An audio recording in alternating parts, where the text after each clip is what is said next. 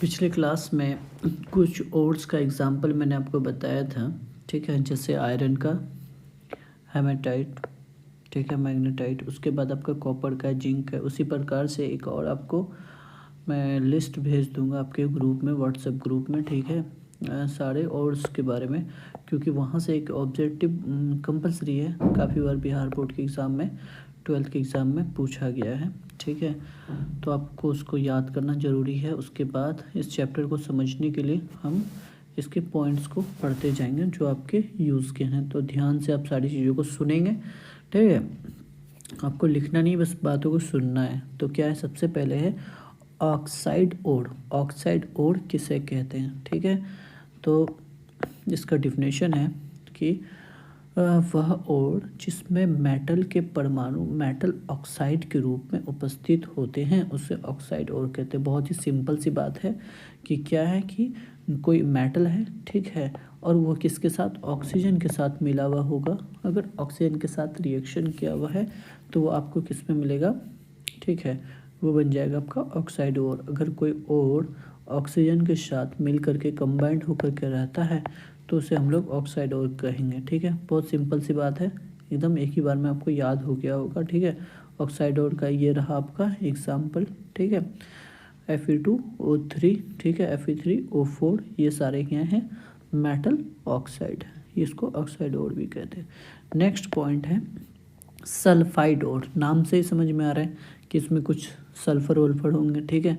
तो क्या है कि वह ओर जिसमें मेटल के परमाणु मेटल सल्फाइड के रूप में उपस्थित होते हैं, ठीक है। अगर कोई मेटल है कि परमाणु किसके साथ, मेटल सल्फाइड के रूप में उपस्थित होते हैं, कोई मेटल सल्फाइड के साथ मिला है, ZnS PbS, तो वह और जिसमें मेटल के परमाणु मेटल सल्फाइड के रूप में उपस्थित होंगे, मेटल सल्फाइड के रूप में उपस्थित होते हैं, तो उसे हम लोग सल्फाइड ओर कहते हैं, ठीक है। बहुत सिंपल है, कोई बहुत बड़ी बात तो नहीं है, ठीक है। चलिए तो आगे बढ़ा जाए। नेक्स्ट पॉइंट है आपका कार्बोनेट ओर। ये भी तो वैसे ही सिंपल है, वह और जिसमें मेटल के परमाणु मेटल कार्बोनेट के रूप में उपस्थित होते हैं उसे हम लोग क्या कहते हैं, कार्बोनेट ओर कहते हैं। CaCO3 MgCO3।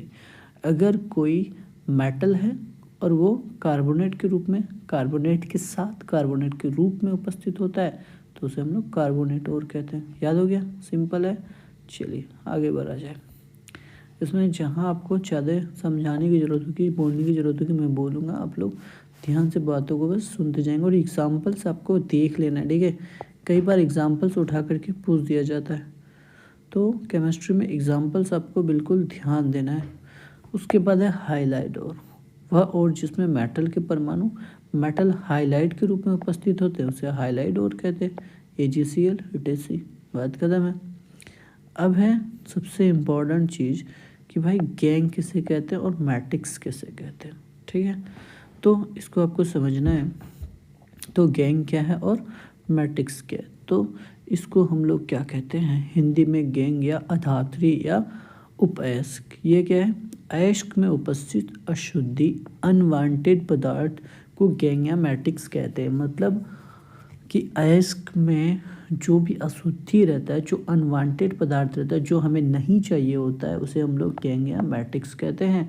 धातु में उपस्थित कुछ अधातु या पथरीले पदार्थ जैसे रेत, चिकनी मिट्टी, अब्रक, बिलोड़ अशुद्धि के रूप में उपस्थित होते हैं, जिसे हम लोग क्या कहते हैं भाई, गैंग कहते हैं, अशुद्धि कहते हैं, मैट्रिक्स कहते हैं। ये सारी चीज़ क्या हो गए कि ये सब होते हैं अयस्क में, किसके रूप में, अशुद्धि के रूप में उपस्थित रहते हैं। तो हम लोग इसको क्या कहेंगे, गैंग कहेंगे, मैट्रिक्स कहेंगे, अशुद्धि कहेंगे, बात खत्म है।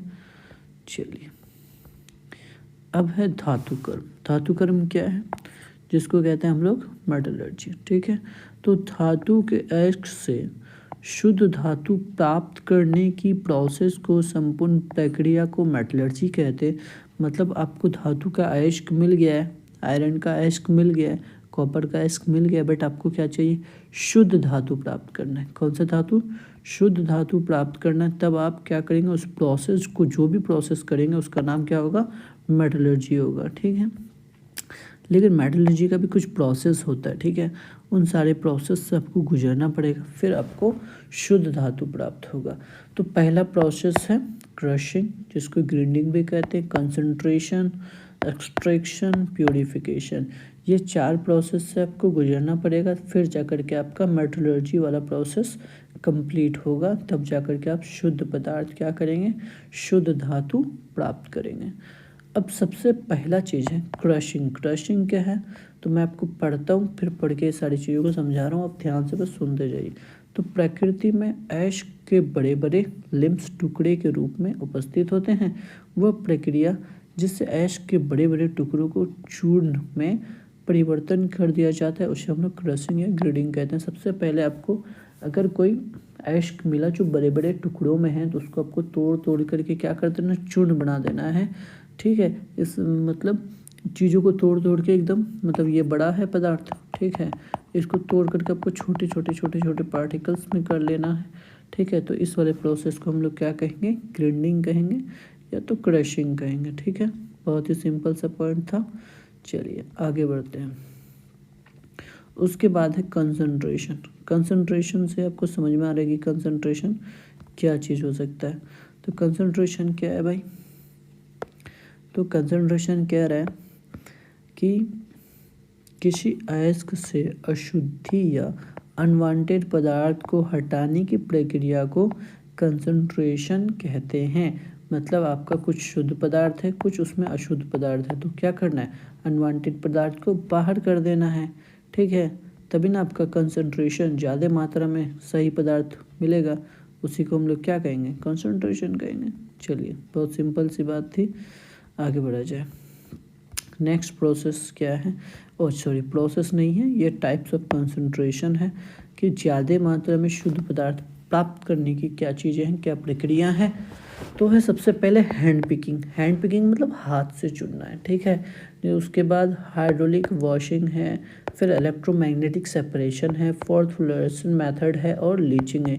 ये सारे क्या है, मेथड्स है जिसके द्वारा आप क्या करेंगे, शुद्ध पदार्थ को प्राप्त करेंगे, ठीक है। चलिए तो शुरू करते हैं हैंड पिकिंग मेथड। तो हैंड पिकिंग मेथड क्या है, हाथ से चुनना।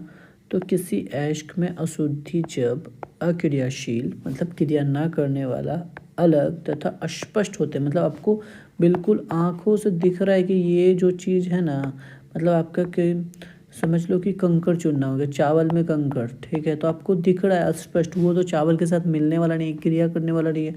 तो अस्पष्ट रूप में आपको जब दिख रहा हो कोई अशुद्धि, तो आप उसको चुन के क्या करेंगे, हाथ से अलग कर देंगे। तो वही चीज़ है कि किसी ऐश्क में अशुद्धि अक्रियाशील अलग स्पष्ट होते हैं, तब अशुद्धि को ऐश्क से अलग करने के लिए हम लोग हैंड पिकिंग मेथड का उपयोग करते हैं, मतलब हाथ से चुनने वाली प्रोसेस का प्रयोग करते हैं। तो इसी को हम लोग क्या कहेंगे, हैंड पिकिंग मेथड कहेंगे। समझ में आ गया, बहुत छोटी सी बात थी।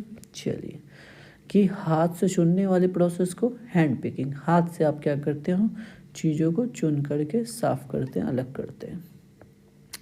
नेक्स्ट चीज़ क्या है, हाइड्रोलिक वॉशिंग और ग्रेविटी सेपरेशन और लिविएशन। ये कैसा मेथड है, तो इसको ना मतलब क्या है कि बिल्कुल कहानी की तरह चीज़ें आपको मैं एक बार पढ़ के सुना रहा हूँ, फिर हम लोग इसको देखेंगे। तो इस मेथड में क्या करना है, हम लोग सबसे पहले ओर को चूर कर लिया जाता है। तो इस मेथड में सबसे पहले ओर को चूर कर लिया जाता है। सबसे पहले आपको ओर सबको क्या करना है, चूर चूर कर लेना, छोटा छोटा कर देना है। फिर जल की बहती तेज धारा में धोया जाता है। पहला प्रोसेस ओर को तोड़ करके छोटा छोटा करना है। दूसरा प्रोसेस है कि हम लोग क्या करेंगे, उसको बहती तेज धारा में धोया जाएगा उस ओर को, ठीक है। तो धोने से क्या होगा कि जो घुलनशील और हल्की अशुद्धियाँ जल के साथ बह जाएगी, ठीक है। तो जो घुलनशील अशुद्धि होती है, हल्की अशुद्धि होती है, वो जल के साथ बह जाएगा, जबकि भारी शुद्ध ऐश खांचे में फंसा रह जाएगा। मतलब आपको क्या करना है, ये घर पे भी ये सब सारी प्रोसेस का आप यूज़ करते हो। अगर कोई ऐसी अशुद्धि है जो जल में घुल जाएगी, जो हल्की है, तो आप उसको धो के क्या कर सकते हैं, अलग कर सकते हैं। मतलब आप जो ये सारे प्रोसेस का बिल्कुल यूज़ करते हैं अपने डेली लाइफ में, बस वही सारी चीज़ें हैं कि हम लोग इस मेथड में हाइड्रोलिक वॉशिंग में क्या करेंगे, ओर को तोड़ेंगे, छोटा छोटा करेंगे, फिर उसको बहती तेज़ धारा पानी में, ठीक है, धोएंगे। धोने से क्या होगा, अशुद्धि घुल के पानी के साथ निकल जाएगी और शुद्ध पदार्थ हमको मिल जाएगा। जैसे अनाज हो गया, अनाज में मिट्टी विट्टी लग गया तो आप उसको धो देंगे तो फिर वो साफ़ हो जाएगा। चलिए, इस मेथड में उपयोग किए जाने वाले टेबल को कहते हैं विल्फ्लाई टेबल भी कहते हैं। उसके बाद सामान्यतः आयरन तथा टीन के ऑक्साइड ऐश तथा AuAg के मूल ऐश को इसी विधि से द्वारा किया जाता है, सांद्रित किया जाता है, कंसंट्रेट किया जाता है, साफ़ किया जाता है। ठीक है, देखिए ये यहाँ पे चीज़ें कैसे हो रही है, ध्यान से देखिए। सबसे पहले ये आपका जो है एक प्लेट है, ठीक है, जिसको क्या करें हमने यहाँ पे ऊपर से, देखिए ऊपर से इधर से हमने क्या कर रहे हैं, उसमें अशुद्ध शुद्ध पदार्थ दोनों हैं उसको डाल रहे हैं, और ये इधर से आप क्या हो रहा है, पानी आ रहा है तेज़ी से। तो ये जो ग्रीन ग्रीन कलर का दिख रहा है आपको, ठीक है, ये जो ग्रीन ग्रीन कलर का है वो शुद्ध पदार्थ है जो नीचे रह जाएगा खांचे में, और ऊपर से अशुद्धियाँ क्या हो जाएगी, इसके अंदर आ जाएंगी। ठीक है, मतलब आपने क्या करा है, सारे पदार्थ को इधर गिराना है, इधर से हाइड्रोलिक मतलब आपको वाटर पंप द्वारा जोर से पानी मारना है। फिर क्या करना है कि जो भारी पदार्थ होंगे वो नीचे खांचे में लग जाएंगे और हल्का वाला पदार्थ बाहर आ जाएगा। ठीक है, तो इसी को हम लोग, ये वाला प्रोसेस जो हो गया ये है हाइड्रोलिक वॉशिंग। याद रहेगा कि सबसे पहले क्या करना है हम लोग को, ओड़ को तोड़ना है, फिर उसको पानी में धोना है तो वो खांचे में रुक जाएगा, कौन, शुद्ध पदार्थ। ठीक है, नेक्स्ट है मैग्नेटिक सेपरेशन मेथड। ठीक है, ये भी बिल्कुल कहानी की तरह है। ठीक है, ये तो फिगर बाद में समझेंगे, पहले हम लोग इस कहानी को सुन लेते हैं। तो कहानी क्या कह रहा है कि यह विधि ओर तथा गैंग के चुंबक के गुण पर निर्भर करता है। ठीक है, आपको मैग्नेट से समझ में आ रहा है कि हम लोग इसमें मैग्नेट का यूज़ करेंगे अशुद्धि को अलग करने के लिए। सपोज़ क्या है, हमारे पास कुछ ऐसे चावल हैं, ठीक है, बस आपको समझाने के लिए, और इसमें कुछ मैग्नेटिक पदार्थ गिर गए तो हम लोग इसको चुंबक के सहारे क्या कर सकते हैं, अलग कर सकते हैं। ठीक है, वही चीज़ बस इसमें भी है। तो क्या करें, इस विधि में, इस प्रोसेस में हम ओर तथा गैंग को चुंबक के गुण पर निर्भर करता है। मतलब ये सारा जो प्रोसेस होगा वो गैंग का और ओर का जो चुंबक के गुण पर आधारित होगा, कि उसमें अगर कोई चुंबक के गुण है तो हम लोग उसको मैग्नेट के द्वारा सेपरेट करने वाले हैं। जब ओर तथा गैंग में कोई एक चुंबक की ओर आकर्षित होता हो, कोई एक भी अगर चुंबक की ओर आकर्षित होता हो, तब ओर से गैंग को पृथक करने के लिए हम लोग इस वाले मेथड का उपयोग करेंगे। ठीक है, बहुत सिंपल सी बात है। आपके पास एक शुद्ध पदार्थ है और एक अशुद्ध पदार्थ है। ठीक है, इस दोनों में से जो भी मैग्नेट के तरफ अट्रैक्ट होगा, खींच लो उसको अपने तरफ। तो आपको अशुद्धि चाहिए तो अशुद्धि को बाहर कर दिए, शुद्ध पदार्थ चाहिए तो शुद्ध पदार्थ को बाहर कर दिए मैग्नेट के द्वारा।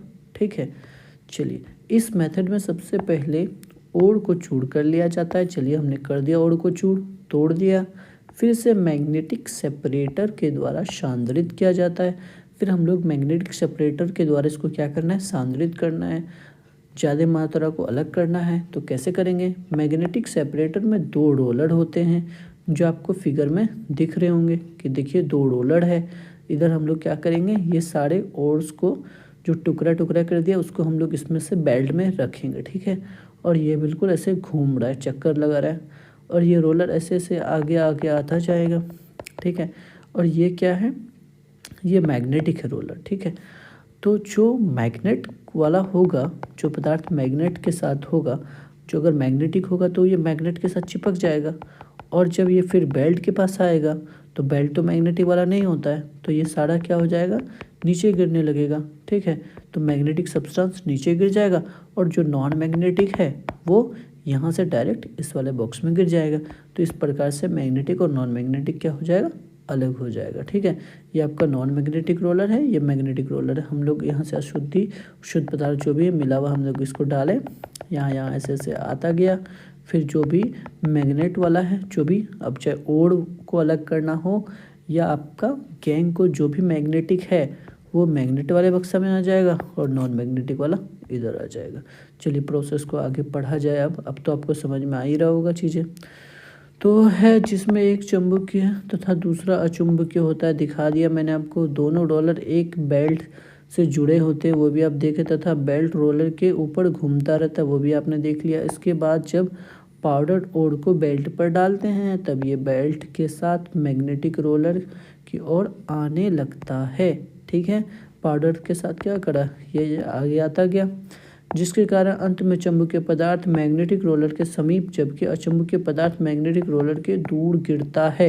इस प्रकार दोनों क्या हो जाते हैं, अलग अलग हो जाते हैं। फिर एक बार मैं आपको समझा देता हूँ फिगर को देखते हुए। ठीक है, इसमें जो है हमारा सारा, ठीक है, इसमें हमारा सारा जो ओर है, कैंग है, उसका चूड़न किया हुआ है, चूड़ किया हुआ है, उसको हम लोग इस पे गिराएंगे और ये बेल्ट के सहारे ये घूम रहा है। ठीक है, मशीन यहाँ पे गिरेगा, ऐसे ऐसे ऐसे ऐसे, ये क्या होता है, आगे आता आता जाएगा। जो नॉन मैग्नेटिक होगा वो यहाँ आ जाएगा और जो मैग्नेटिक होगा वो यहाँ आ जाएगा। क्यों, क्योंकि ये मैग्नेटिक है तो इसके साथ वो चिपका हुआ रहेगा। और जैसे यहाँ पे आएगा अब ये मैग्नेटिक गुण कम हो जाएगा, क्योंकि ये बेल्ट पे चढ़ना चाहिए, तो मैग्नेटिक गुण जैसे कम हो जाएगा तो वो नीचे गिर जाएंगे, तो दोनों इस प्रकार से सेपरेट हो जाएंगे। ठीक है, आज तक बस यहीं तक। ठीक है।